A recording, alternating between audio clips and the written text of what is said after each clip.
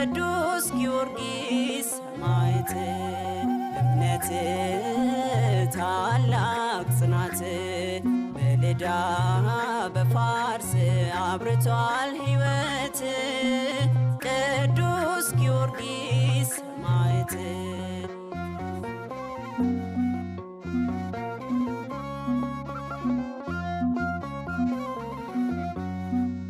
ባነገበ ወንጌል እውነትን ገለጠ